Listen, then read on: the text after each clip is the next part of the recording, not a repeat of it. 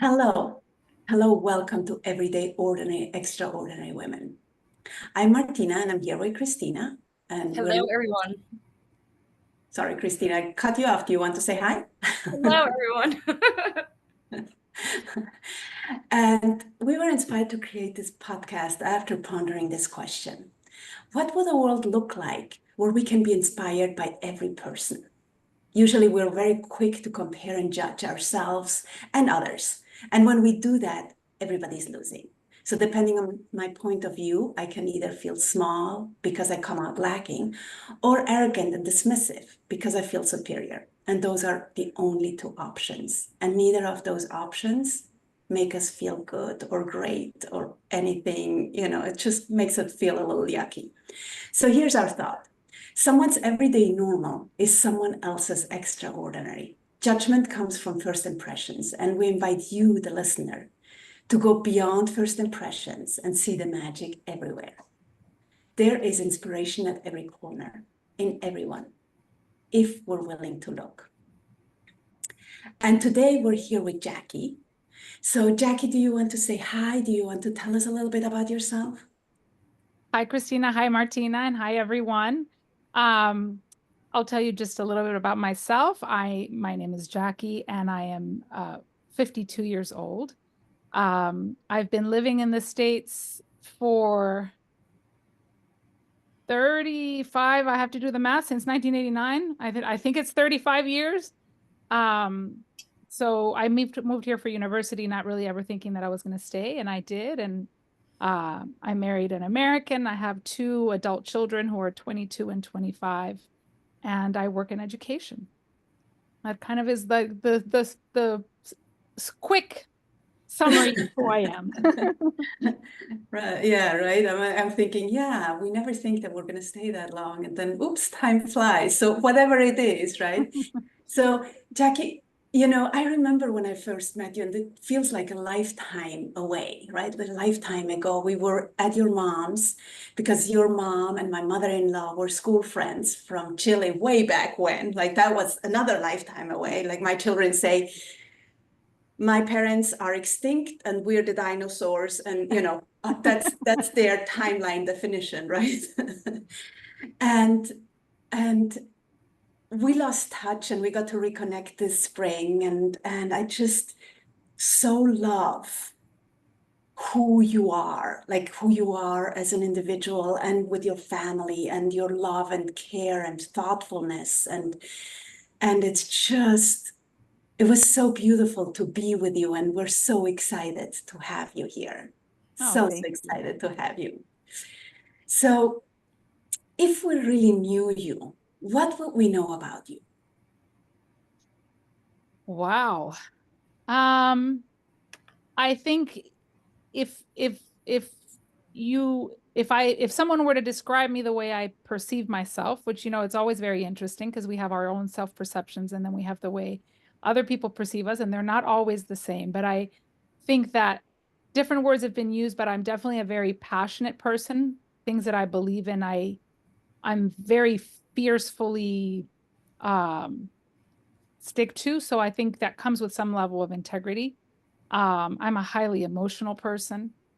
I love myself a good cry. I think it feels so good to just get it all out of your system. And I am extremely passionate about um, really the work that I do. I'm extremely passionate about my family. I'm very much of a mama bear with anybody that's in my life, really. So I pride myself on that, and I think it can also rub some people the wrong some way sometimes because it can be a lot of intensity coming from one person. But I think that's me in a nutshell. I'm sort of fiercely loyal and protective and loving of anybody that is, part of my life. And how So beautiful to be in that energy, right? And I think if you're a person who doesn't grow up with people who are emotional, it can be intimidating to be around that mama bear, fierce, loyal energy, right? But um, but I think even if they're intimidated by it at first, I think people are still drawn to it, even if it intimidates them.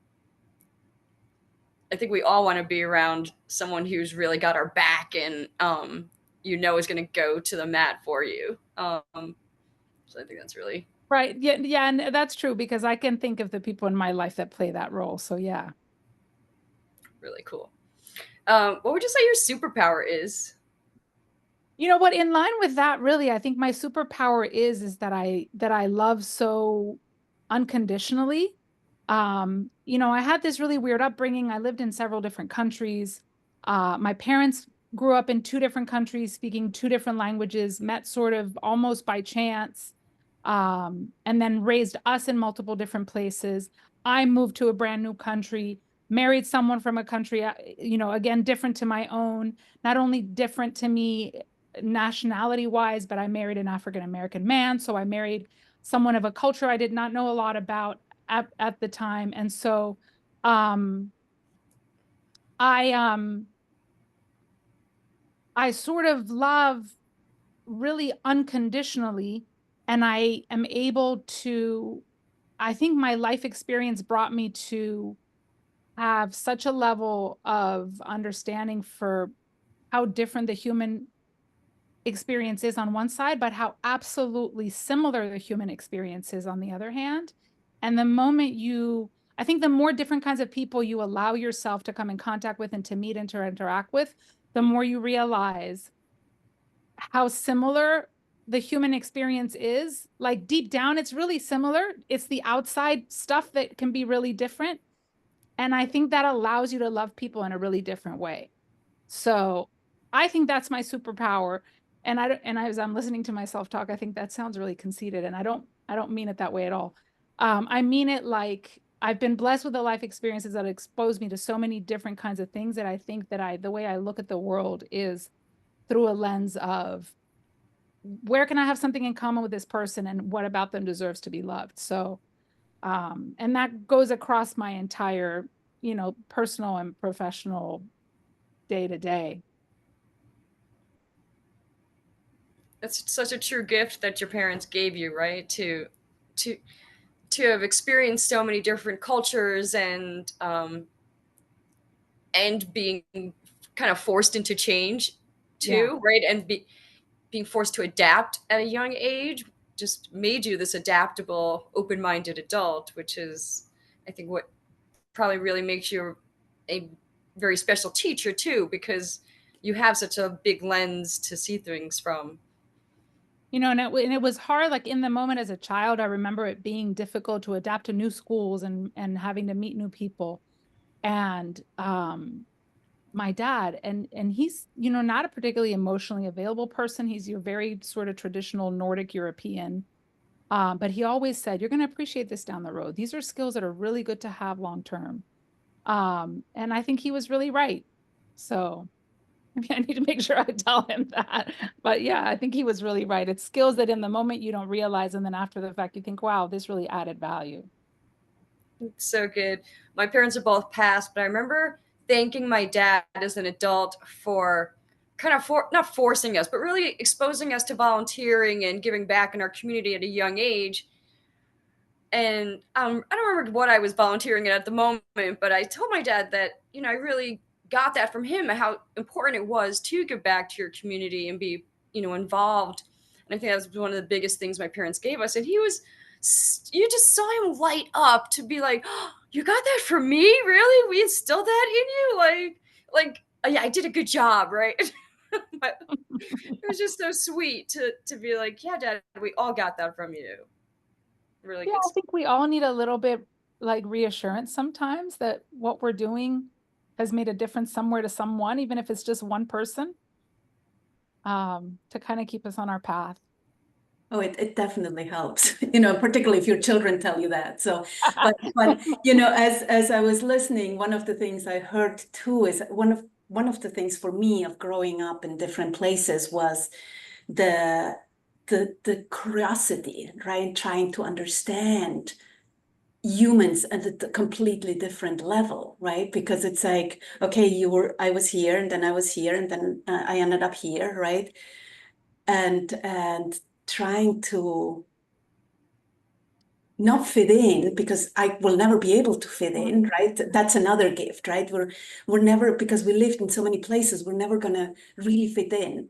And that's an illusion anyway, but still, most people try to fit in.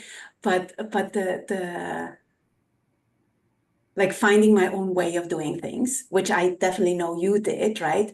But also the curiosity, the innate curiosity of trying to understand and make sense of the world that you've been dropped in, which is really beautiful and really, really powerful. And Yeah. it wasn't easy, right? For me, it wasn't easy. And it was such a huge gift, right? Made me who I am today. And I think what makes it not so easy is because there's this constant need when you're younger of having to fit in, whatever that means. And when you feel you don't, it's kind of a struggle, but it forces you to have to figure out yourself in a really different way. So if you're not going to fit in that, in that puzzle, then you have to figure out, why your little piece still makes sense in the greater context. Yeah. Beautiful. Beautiful. So let's go to a little lighter subject. Okay. Tell us a funny, silly, or embarrassing story. One of the funniest, I was thinking about this morning. One of the funniest, and it's an old experience in my teenage years, but it truly made such an impact that I remember vividly. I remember where I was sitting. I remember who was around me. I remember what I was wearing. My family, we were living in Europe at the time. We went to Paris on vacation. My brother had been born in Paris, and my dad wanted us to see the city that one of his children had been born in. So we're at a restaurant, and my mother was the kind of person who, the moment I was an adolescent, if there was another young man in the room, it was either like, oh, look, do you think he's cute? Or, oh, look, I think he thinks you're cute because he's looking your way. Like that, it was constant. And so, anyhow, so we're having breakfast at this restaurant, and the waiter, she's like, oh, look at the waiter. I think he's looking at you.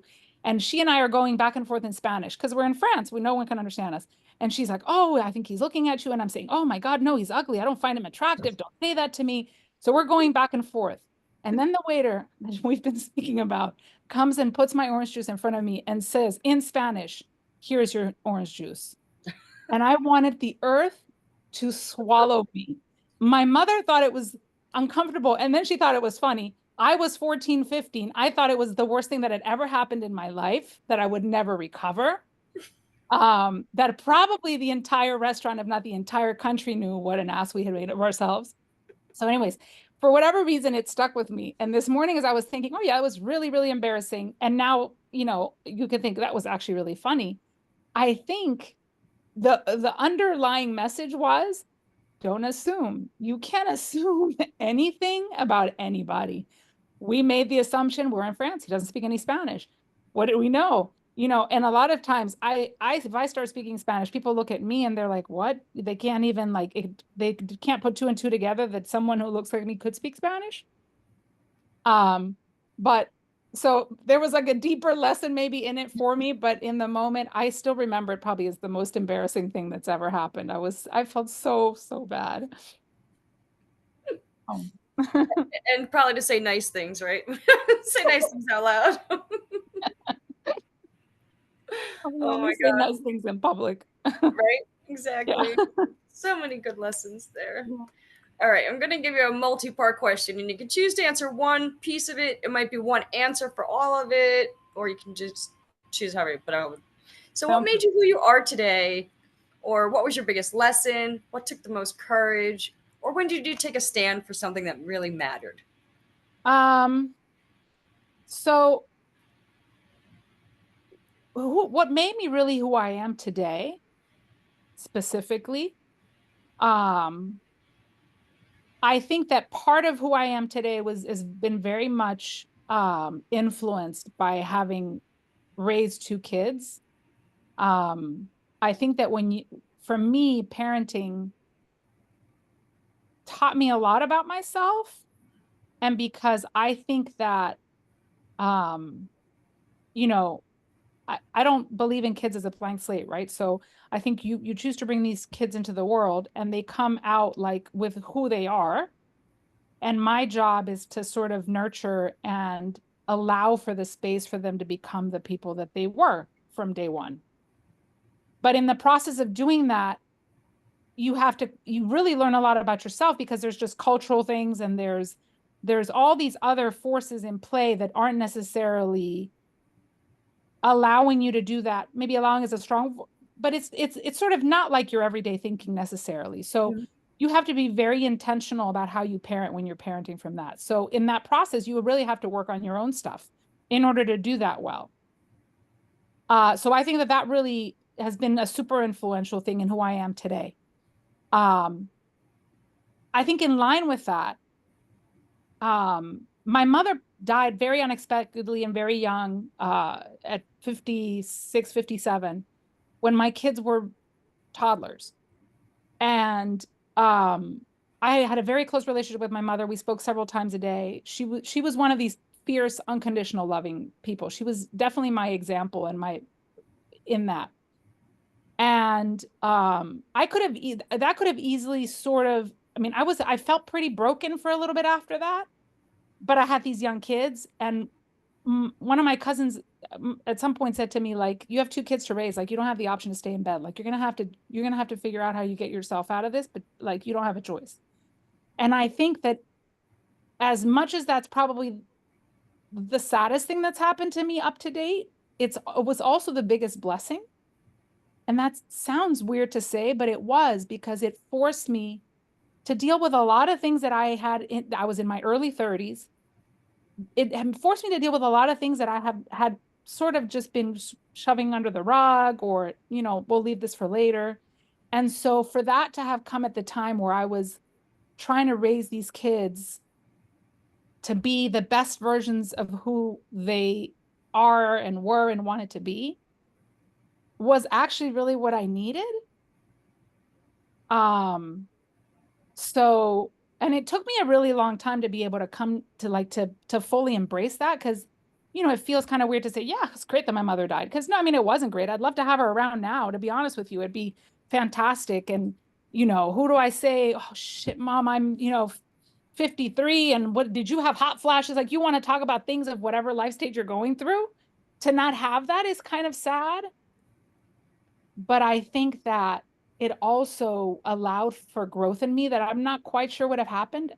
Or maybe it would have, but maybe it wouldn't have been so accelerated and intense. So maybe it allowed for me to be the mother I was. I don't know, question mark. We don't really know, I can only hypothesize, but I think that those 2 in conjunction, I think, have been the most formative in terms of where I am now emotionally, and the kind of person that I am now, and how I choose to live my life. I don't know. Does that answer your question? Absolutely. Yeah. I mean, I'm sitting here listening to you and I'm like, yes, like as a parent empowerment coach, that's what I do, right? I help people work, because parenting is all about the parent. That's very little to do with the child, right? It's like, we just need to get out of the way and hold space for them, right? And that's what I hear that you did, which is beautiful. And the whole part of your mom, it's just like she was, I'm going to say, your safety blanket, right? Yes. In a way. And so there is nobody to come and rescue you. So you have to grow up in a way, right? And as challenging as it is, that's part of what I hear in what you were saying, which is really beautiful and really extremely powerful, right? It's like we all wait for the savior, right? We all do. All have areas in our lives where we still wait to be saved, right? And it's just beautiful that you share that, and that all you learned. And what I want to say is, I believe that if your mom would have been around, you still would have gotten there.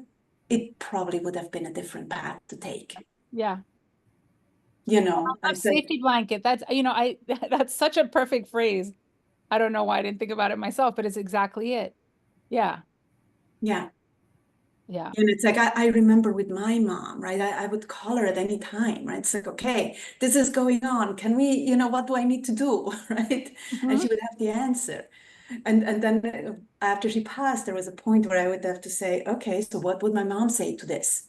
Like, I know the answer, right? Like, I just need to go into those resources and pull them up. So, but yeah, beautiful. Thank you. Thank you for sharing that. And it's just, it's sad and it's powerful and it's beautiful and it's everything in once. That's in one. That's what I hear, right? Yeah, it's all mixed together, but life is kind of all mixed together all the time. Yeah. And sometimes it's like, what perspective are you going to choose to take to look at whatever it is in that moment? Because that also is completely something we have power over, right? You can be thrown what feels like a huge wrench into whatever you thought might have been your life plan. And how you look at that completely dictates how you're going to come out of it on the other end.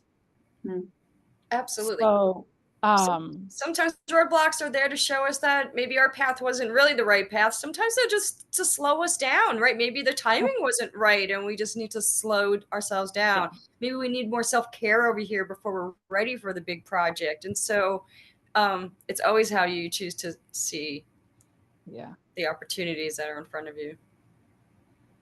Yeah. Did I miss any part of the question? No. So, like every so often your mom comes and visits, and it's just so beautiful because she's like, her energy is so sweet and soft and just so, so she's there, right? She's always there. You just have to call on her. So, sorry, I just went on a limb here. No, absolutely. Absolutely. So sometimes I can be sitting in the family room and you'll see the shadow at the top of the steps. And so, yeah.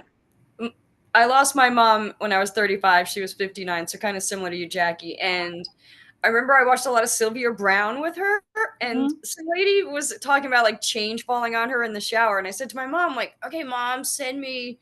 And ever since, my mom has sent me dimes. Like, I find dimes everywhere. But since I got my Sirius satellite and my Alexa in the house, I now will yell at like Alexa in the house, and I'll be like, Alexa, and I go, Mom, play me a song through Alexa, and I go, Alexa, play me a song. I just lost my dog recently, so now I add her to the mix too. And right before this call, I was like, okay, Mom, Dad, Stella, whoever's gonna send me, I'm like, Alexa, play a song, and and at first it was Tiny Dancer, and then it was the Beatles. And I was just like, oh my God, are you guys going to make me cry before my call? I'm like, all right, thanks for the messages, guys. And I'm not crying before the call. See you guys later. But that's probably my favorite way to connect with them lately is I just ask them to play me a song and I can always tell who's sending it. Oh, that's so cool. But also you can ask for like, I don't know, like whatever, a bird. Like my mom. Birds is how I've asked my mom always. We used to watch hummingbirds at our house up in the mountains, and my boyfriend and I went camping 2 weeks ago, and there were 2 hummingbirds in the tree right above our tent. And I was like, no, like, I know that was my mom visiting one, maybe my dad too. I don't know. Yeah. But we get red cardinals that pop up in our life at all sorts of strange times. My daughter too, she's extremely, she just has a sensitivity and she always has, and she was, old enough to express anything in any way, shape, or form. So she's always super in tune. And so if things aren't coming to me, they come to her. And it comes to me through her because she's so incredibly, I don't know, she has a really special awareness and sensitivity that's magical, really. So beautiful. Yeah.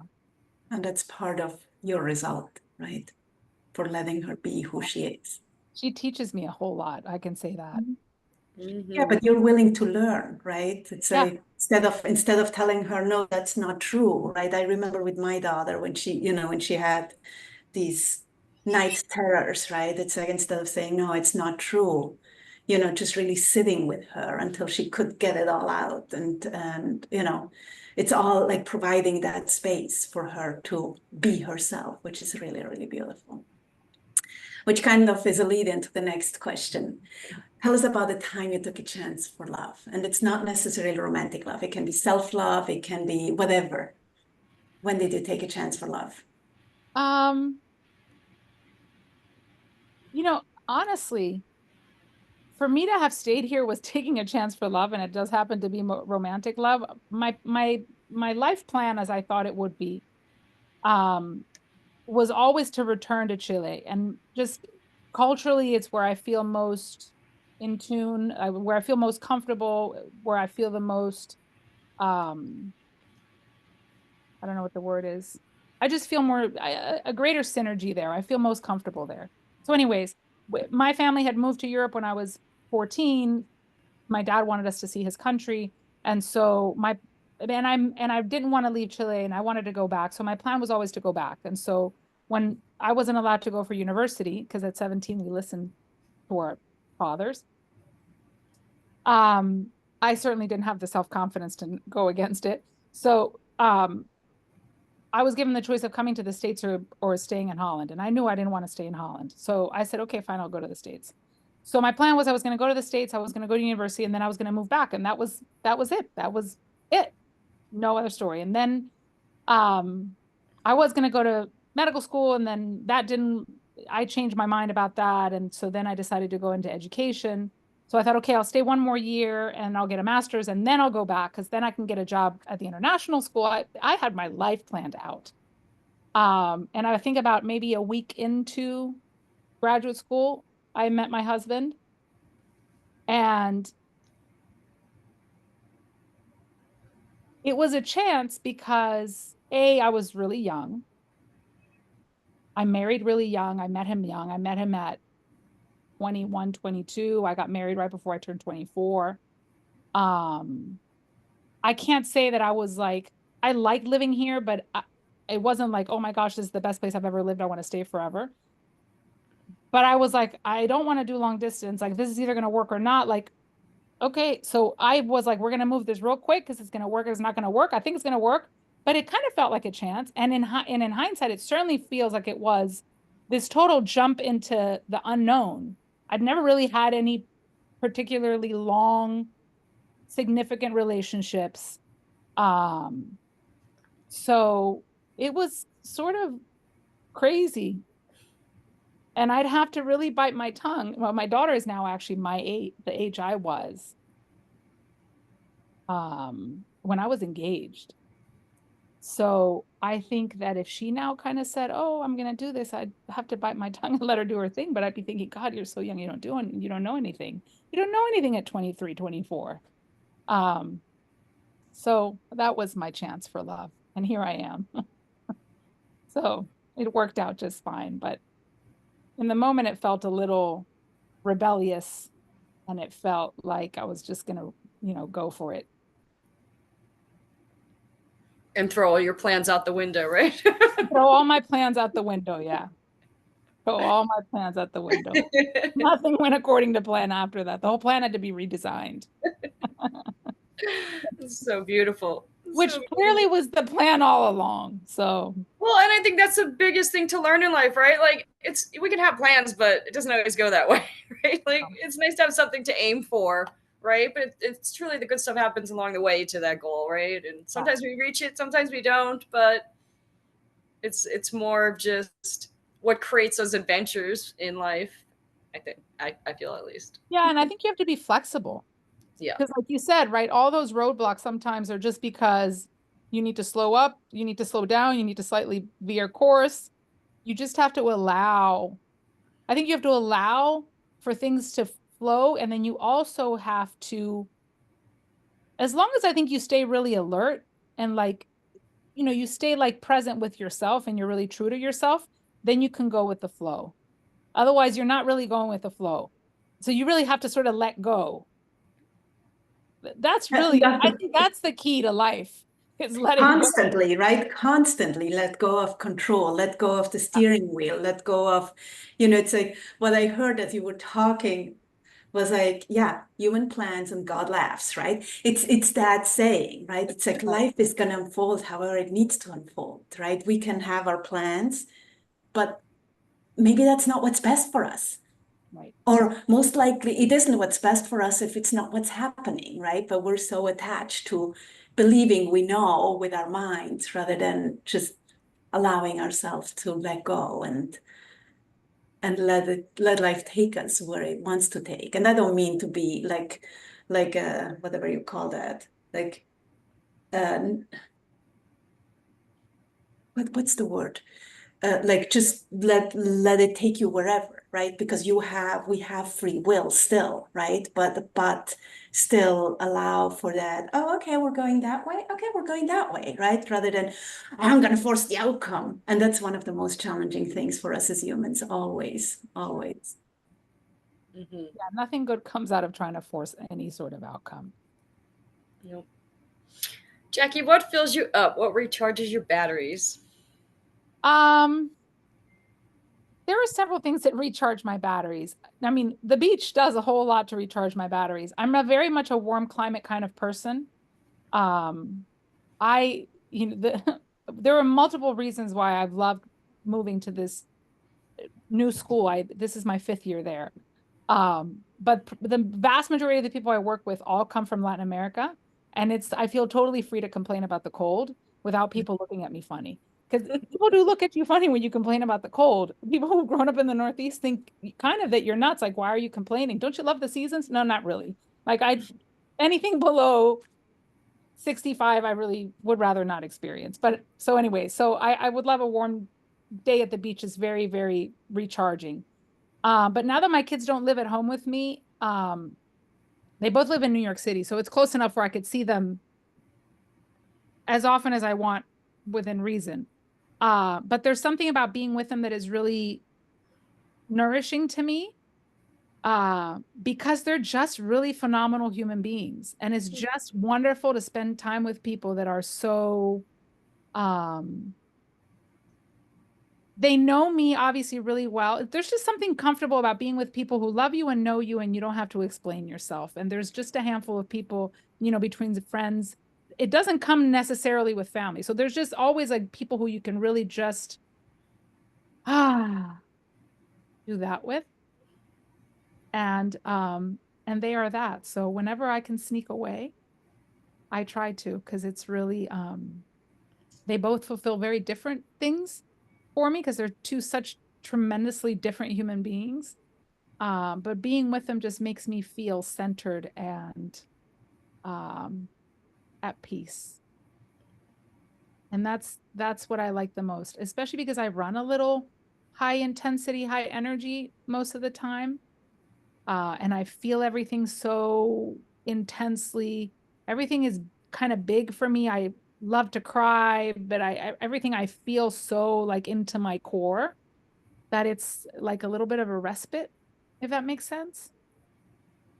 It does make sense. I am a highly feeling person myself, and there are certain energies that I can just be myself, maybe not even talking, right? Like, just I can, if I need to rest, it's okay resting with them, right? I know if like Martina's one of those people for me. I can go to her house for a weekend, and if I'm like, can we just sit in and do nothing and maybe just go for a walk and lounge around the house? And Martina will be, yes, if that's, like, I don't have to think about what I'm packing to wear. I don't have to impress her and put my makeup on. I can just be myself. Yeah. And it's true. There's not a lot of people in the world that, um, yeah, it's really special. And it's so special that your children that give that back to you. Yeah, it's really, it's unlike anything else. And you don't have to pretend to be anything other than what you are, right? I think No. And if you that's do, they it. call you on it. So it's really quite simple. I mean, I think one of the things that I really appreciate is the fact that they're very comfortable in just calling me on my stuff if I need to be called on my stuff.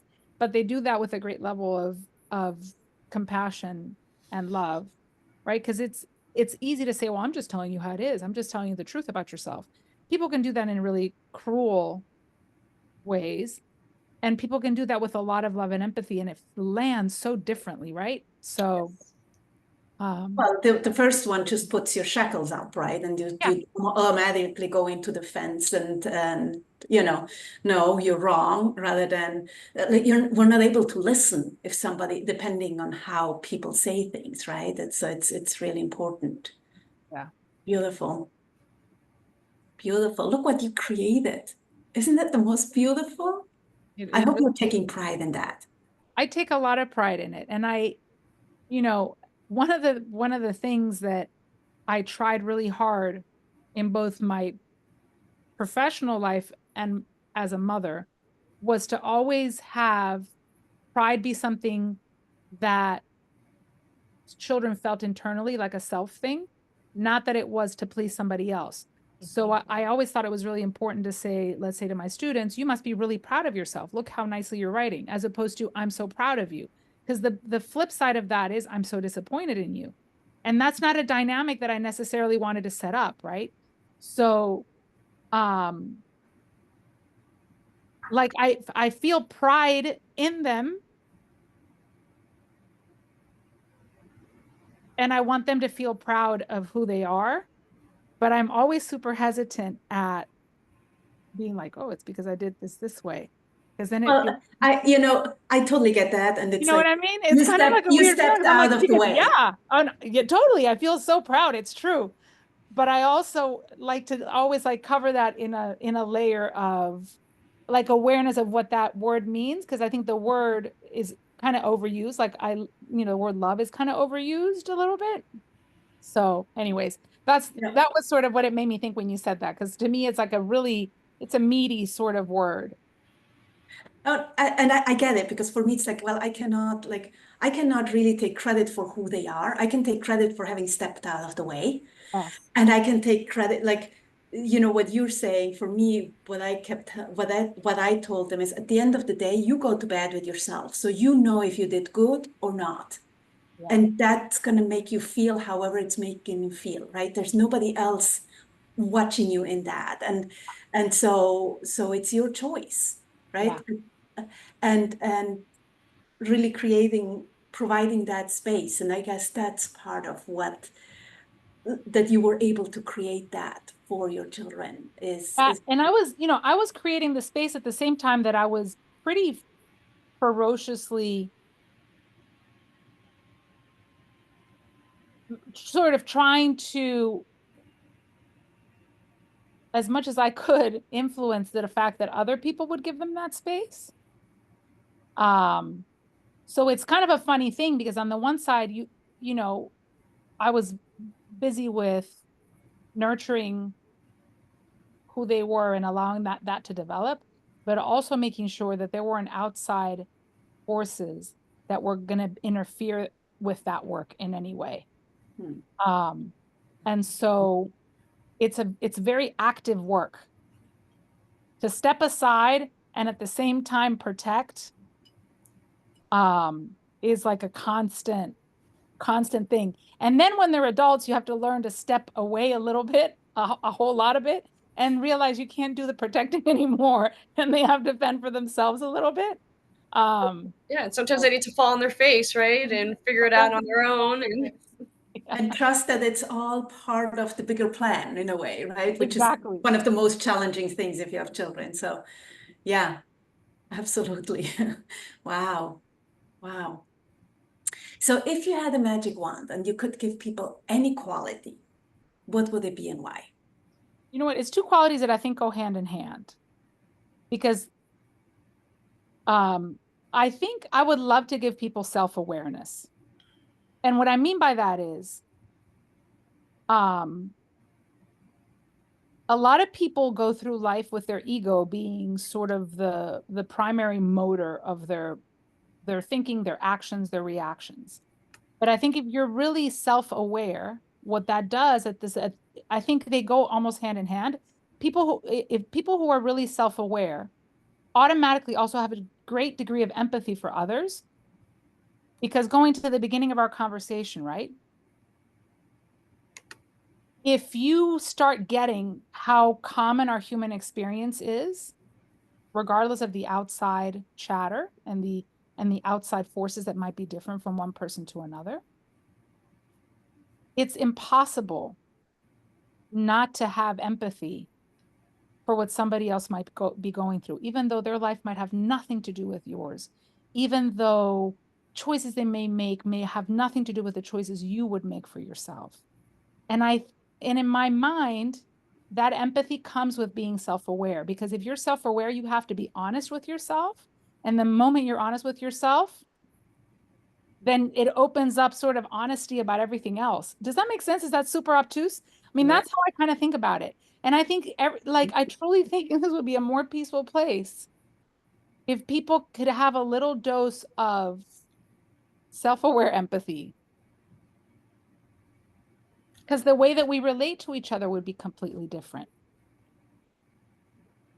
And then you could have a conversation about one very specific thing and not it be larger than it has to be, right? Some conversations are really big and like it, but some conversations are just like, I really didn't like that you said this, because you said this, it made me feel this way.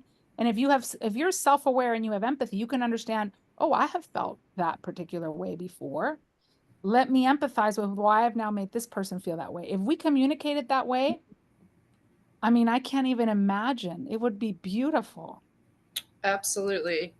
I'm trying to learn to do that a little bit more. And in the little bit that I have done that, I'm always shocked with the response. It's always like, oh no, I didn't mean to make you feel like that. I was just joking, or I meant this. And I'm like, oh, I didn't get that at all.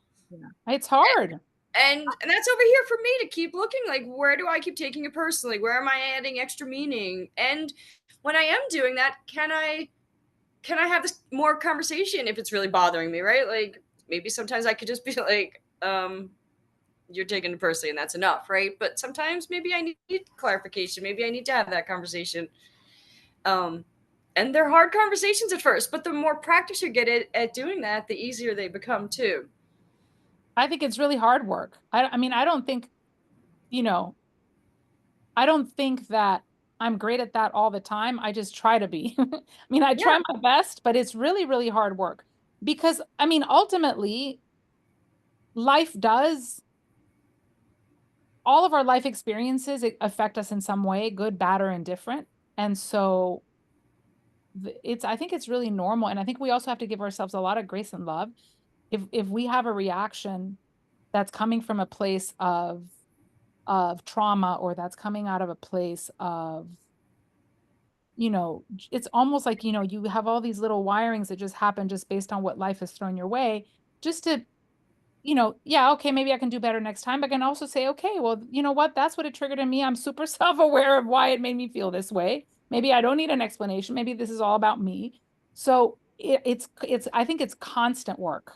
Yes. Constant work for like forever, for the as long as I am on this earth.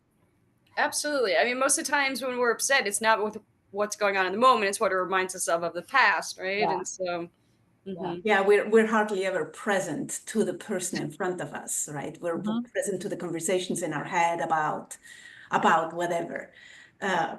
Part of what I love about what you're saying is that you're a deep diver, right? And if you're a deep diver, that's where you're going to go, right? You're willing to just turn the stones over and look at the other side and try to understand and try to find a better way for you, right? Which does not mean that it's not going to be good for the others, because the more you do that, the more space you're going to have, like more compassion and empathy you're going to have for others, and leading the way in that. It's beautiful. Thank you. So Jackie, who do you want to be when you grow up? So if time and money weren't an option, what would you want to do or be? Like if I tomorrow they said, okay, you're not going to do this job anymore, you're going to do something else. Yeah, and you have an unlimited credit card and you can do whatever you want. What do you want to do? What? It kind of depends, because I too also recently lost my dog, so I really miss having a dog in the house. So part of me is like, if I could design my life all by myself, I would have like a in my home, I would just host dogs whose families are going on vacation. I never put my dog in a kennel because I thought those little cement prisons where you take their bed, I thought were horrible. So I always had a girl come stay with her. So I take a lot of joy. I've always had a dog, so I mean, to me, they're really special living creatures that just give us something. I'm 100% a dog lover, so part of me was like, I would love to do that. The other thing though is I also love to travel. So if I could unlimited budget travel everywhere in the world that I have not been, I don't know, I can write a blog, an article, a review, something, but just something that allows me to see so many places of the world I've never seen. I would love that. Love, love, love. You know, Jackie, I've been following, there's a pet sitters, like you can house sit and swap. So people post all over. It's like, hey, I have a place in Finland. I have a rabbit and I need someone to watch it for the weekend. Are you serious? No joke. You could do so much traveling that way. I've been following it. Most of the ones are like, we need it next weekend in here. I don't have that Oh, flexibility. you'll have to share that with me. That sounds like the perfect combination of my dream. Yep. I just got hooked on it recently. I only found out about it a few months ago, but I follow it now on Facebook. I'm like, oh, look at this one. Oh, and then people are like, oh, that doesn't work for me, but I would love to swap at some point. I live here. And then they're like, oh, DM me. Yeah, I'd like to go there and I'll watch your dog. I have a cat. I'm a big, and yeah.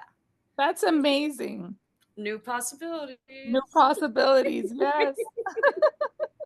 It is so great what is out there, you know, like it's so, in a way, out of the box, right? Because we have this idea of, okay, so you have a dog, you have to put it in a kennel. Wow, who would have thought that you could just house swap with someone who would take care of your dog while you're taking care of their horse or cat or, you know, hamster or whatever, right? Yeah. It's like so out, in a way, so out of the box, which is really cool. Really cool. I'm super excited that that exists. New possibilities. I love possibilities. it. Jackie, thank you so much for being here with us today. Thank you so much for sharing your perspectives and your worldview of things. But most of all, thank you for your generosity of spirit and your vulnerability. And everyone listening, thank you so much for being here with us. If you loved it, please share with your friends, leave us a review, and please always remember you are extraordinary and you rock. Until next time. Bye for now. Jackie, you want to say bye? Bye, everyone. Thanks so much, ladies. I had such a good time.